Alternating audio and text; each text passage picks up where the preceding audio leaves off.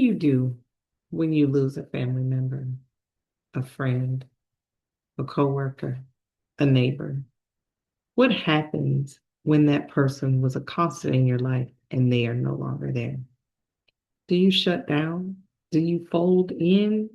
Do you just basically let yourself go into the ground or in the urn with them? That can't be the case. So that's what we're talking about this week on Embracing the Fight. This is episode 124. How do we respond? But before we get into that, we have to think about why I created Embracing the Fight. Well, as you all know, I have thyroid cancer.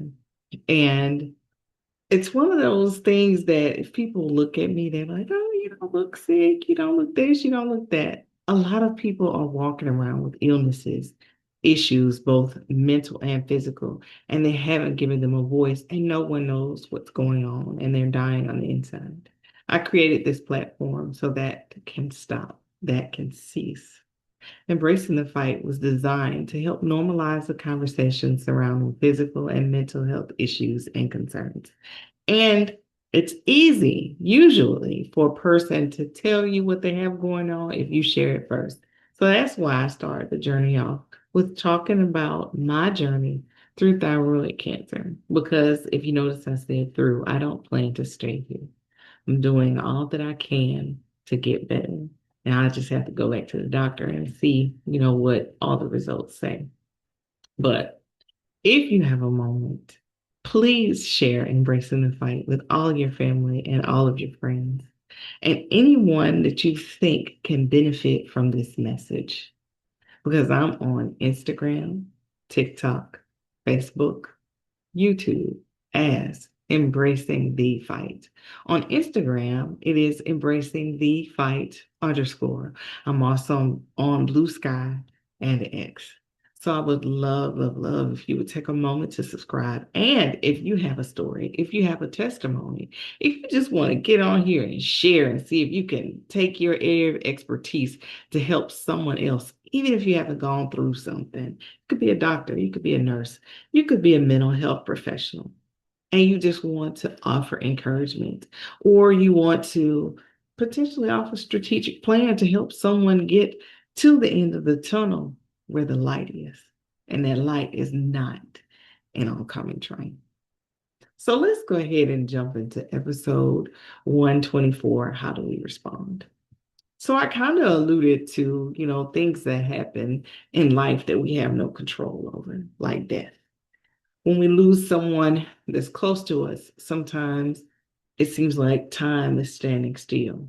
But that's an illusion because time continues to move. You continue to live, but it all depends on how you continue to live. I'm not saying you don't grieve for the person. It is perfectly okay to grieve for a person. Like, I know people who have lost loved ones, many, many years ago. And at the mere mention of their name, they will tear up and they will take a moment to bring themselves back to their current reality. I understand that. When you have a love that is so deep for a person, it's very hard to separate yourself from that in life every waking moment. But at the same time, that person that left, that you no longer can hear their voice, you can no longer talk to them, they will want you to live. Because if they had a choice, they would have wanted to live, right? And if you live, you honor their memory. All right. So, but that's not the only thing or the only place where you have to show people how you truly respond, showing your true character. So there's something that I kind of hit around a little bit, here and there on a few episodes. But I'll just go ahead and be direct and tell you all about it. For 22 years, I was in mining and minerals, and I shared my process improvement expertise, and I did all I could to help, improve the business that I was working for. But at the end of it all, after all was said and done, my position was eliminated. So, of course, at first, I was sitting around, angry because of what I thought of the people that told me that my position was eliminated. And then when I looked at their level of leadership and the choices that they made, I was like, you know what? They didn't really eliminate my position. God did. God knew that I shouldn't be there anymore, that my life and my purpose was not meant to be out in a rock quarry or a mine operation. Sure, I was there to touch lives and to help the people that I did help. And I still am in contact with those folks. So that wasn't it. So how I responded initially, I'll be honest. I spent a lot of time just really thinking, like, what is it that I did wrong when there was nothing that I had done wrong? And the next thing was like, okay, well, if I didn't do anything wrong, why am I not still there? And it's like, because you're not supposed to be there. So I spent time fighting within myself, trying to figure out what was wrong and what could I have done different and all these things when that place just was not for me.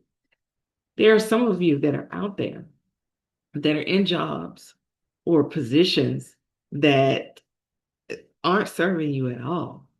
And all of your gifts are being like basically dumped into a black hole because you never see the benefit of it on the other side. And that's why I decided to go ahead and continue to work on my business. And sure, I had those moments where I was like, well, you know what? If my position was eliminated, then how am I going to take what I learned here and use it there? Very simple. If you've ever heard anyone say that whatever you learn, no one can take it from you, then those people were doing you a service because knowledge is power. The more that you know and the more that you do with what you know, the greater impact that you can have. And I'll give you an example. So when I started working with my business, I started meeting a lot of different people, a lot of people that were discouraged, a lot of folks that weren't seeing, any profit or anything good in their business. They just kept seeing bills and things that were going to cause them to stretch and all these different issues. So I started having weekly calls with a couple of people just to see, what my methods would do, to help them. Well, without me saying who they are or what, I did with them, I'll just give you a scenario. There was one lady that has not had a position for a couple of years. And she's basically having to give up everything to start over because she didn't have a way to fund, just basically say her lifestyle. And when I talked to her, she's telling me all the different things that she wanted to do and all these things like that. And I was like, well, have you put yourself out there? Have you gone live? Have you talked about what you offer, who you are? So, because most of who follows us on social media or who listens to us just in life in general, it comes from social proof. It comes from what they see us do. And the more that she saw me do, the more she was like, you know what? If she's able to get out of this dark space this quick, then maybe I should try this or maybe I should try that. And now she's trying lots of different things. She's not just stuck in that place where she was really good at her job. She had been there for many, many years. And then when the companies merged, of course, the one who purchased the other company is going to say their employees were better than the ones that were at the new company. That's just logic, right? And then you have to sit there and look at what's happened in the merger and say, I didn't need to be a part of this anything because this may or not be conducive to what I was trying to do with my career. Well, once you've worked somewhere or in any industry for more than 10 years, You've become an expert of something. You've learned something. So let's look at these people that, have worked in government for many, many years. And then now they come up and they're closing government offices left and right. Those people have only worked government jobs. But those government jobs had processes, they had procedures, they had things that needed to be done. And if you did your job for those 10 years or more, heck, if you did a job for 2 years or more, you knew how to do that specific thing. So why not take that process, that procedure, and make it your own? Start your own business. What, what could you possibly lose by betting on yourself? And that's what I've done. I've betted, on myself.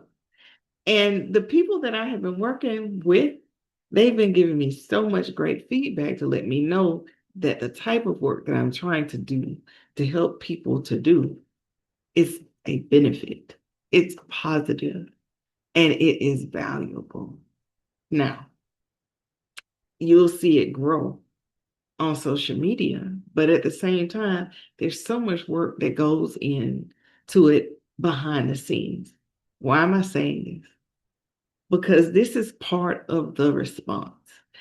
Some people think that when you get on social media, that stuff just automatically blows up and things just go viral, right away. But that doesn't work for everyone.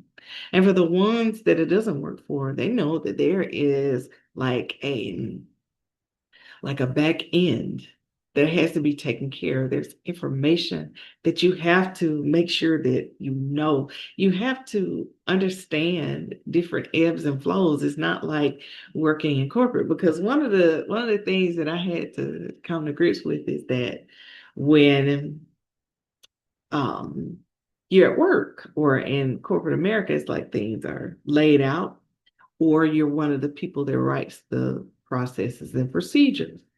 But the reality of it all, in real life, life happens. Sure, you can, make plans and you could try to do different things, and everything doesn't necessarily fall in the line the way that you want it to. But the reality of it is that's okay, because that's life.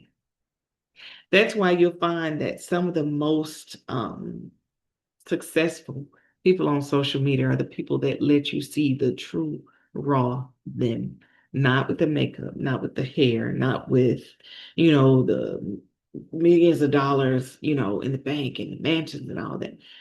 It's where did they start from? How did they respond to adversity? How did they respond to pain? How did they respond to showing up and finding out that the person that they love all of their life is asking for a divorce? How did they respond when they got home and they saw that beautiful new car that they purchased for their child is totaled and their child is no longer there? How did they respond? And when people show you that side of them, you tend to connect, right? So how are you connecting? How did you respond to whatever it was that caused you pain? So we talked about grief. We've talked about losing a job. But what happens when you go to the doctor and you sit down and you've been feeling a little weird, but you just chalked it up as, oh, I'm getting older. It's a little pain, a little ache, a little whatever. It'll go away, a little Tylenol, get some extra rest, something like that. But then you find out that it's cancer, or you find out that you have congestive heart failure, or you have some issues like chronic kidney disorders. You have something major going on in your body. How do you respond to that?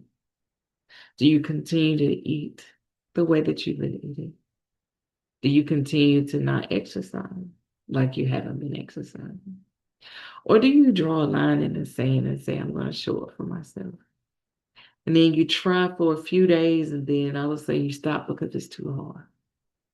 When has it become too hard to fight for yourself? It's never too hard to fight for yourself. It's okay, to fall down, but you got to get back up because you're living for a reason. Because if you think about how you felt when you lost someone that you loved to a disease or something that was potentially preventable or manageable with exercise and eating right. You don't want to do that to your loved one. So you want to fight for yourself. So how do you respond when you get a bad report from the doctor? Do you take it as law if they tell you you have 6 months to live? Or if they tell you, oh, it's going to take you 3 months to heal? Are you just going to lay there and take that? I don't think you should. I think that you should fight for you. Fighting for you means taking the time to know what it takes to heal. It's okay to do research. You can spend time like how we spend time on social media. You know how we scroll and scroll and scroll, looking. Yeah. You can spend time Googling different things. Now, some people, when you Google, you'll find things that'll have you believing that you about to die the next day. I don't mean Googling like that. I mean Googling for holistic healing, for the different types of medications and procedures that you can use to heal, not what caused it and when am I going to die. You're looking for solutions, not more reasons to give yourself worry. It's how you respond, it's how you show up for yourself in the midst of the storm. You can't just lose it, you can't just fall apart. So if you really want to go there, how are you supposed to show up? How are you supposed to respond? It's not really a trick question. This is more for my believers. If God's strength is made perfect in our weakness, then why do we fall apart when things fall apart?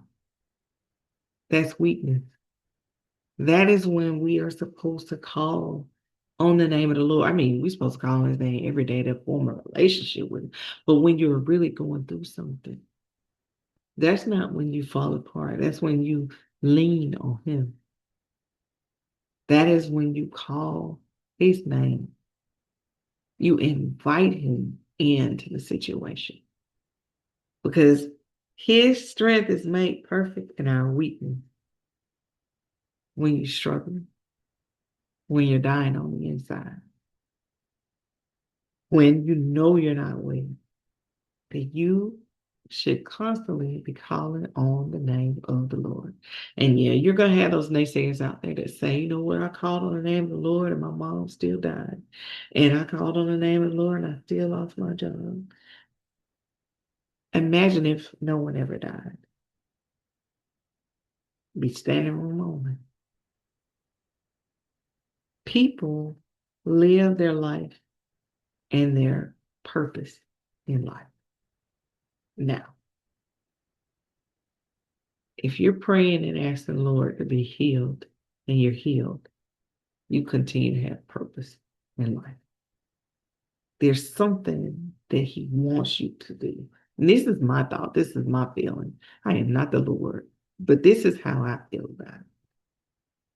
So you should be fighting more to have His strength overshadow you and come into you when you are struggling, when you can't make sense of things. That is how you should respond to adversity, to grief, to pain, to illness, to all the things that are causing you some type of issue, instead of going into a deep depression, instead of separating yourself from the people that love you, instead of not taking your medication, not going to the doctor, instead of being angry, causing all this stress on your body when all you have to do is say, Lord, I need you. Father, I am weak. You are my strength. Help me. But in all of that, once you lay it there, you can't go picking it up every day, asking them the same thing over and over and over again.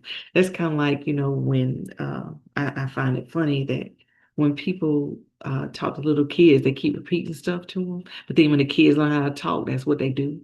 They repeat it, repeat it, repeat it, and it drives you nuts. Imagine what God feels like when you bring the same thing to Him and you're not doing anything different. And you keep dropping it there and keep dropping it and keep reminding him as if he's in God, as if he doesn't know. Our faith is what keeps us where we are. You have to have the faith to leave it there. Do whatever it is that he's telling you to do. But you have to leave it there and have faith that he's going to meet you and help you to get through it and help you get it done. God is God. Trust him. Believe him. And once you can get that into your heart and into your mind, you will know exactly how you should be showing up. You should know exactly how you are going to respond to whatever happens in your life. Sure, no one's perfect. And we all need grace from time to time. But for the majority of your life, for the consistent stretches in your life, you have to know that you have God to lean on, to trust, because He is your strength. He is your redeemer. So, with those things being said, what I need you to do today is just consider the adversity that's going on in your life. How will you respond to it? Will you let it take you out? Will you let it cause you to say things that you don't mean? Will you allow it to make you have thoughts that will cause you to act in a way that isn't consistent with who you are? Don't do that. Focus on the fact that God is your strength and that He will save you. He will help you if you will trust Him. So, how you respond is all up to you. Thank you so much for taking time out of your busy day to watch this episode 124. How do you respond? And as always, I want you all to have an absolutely amazing day.